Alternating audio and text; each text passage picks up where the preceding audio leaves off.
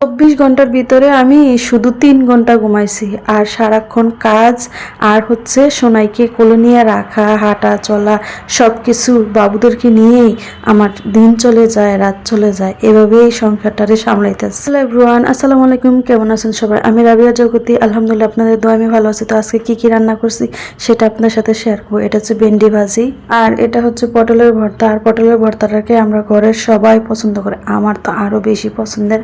এটা একটু ঝাল ঝাল করে করলে এত স্বাদ লাগে। আর এটা হচ্ছে মুরগির মাংস ভুনা করছে আমার ভাই, রান্না করছে। ওর বলে এভাবে রসুন দিয়ে বড় বড় করে খাইতে ইচ্ছে করছে। আর এটা হচ্ছে লতিটা আমিই করছি, মানে প্রত্যেকটা রান্না আমিই করছি, শুধু আমার ভাই এটা ওর মন মতন বলে ওই রান্না করে নিজে খাইবে।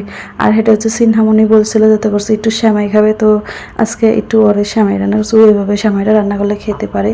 আর এটা হচ্ছে আমার এই পরিশ্রমের ফল, মানে আমার যে আমের আচারটা, এই আমের আচারটা আমার দেওয়া ফাইনালি শেষ হয়েছে। এটা দিতে যে আমার অনেক কষ্ট হয়েছে। আর এইগুলা সবগুলা রান্না আমি একবারে কিন্তু করতে পারি নাই, একটু একটু সময় দিয়ে করছি, কারণ বাবু অনেক কান্নাকাটি করে, তার জন্য।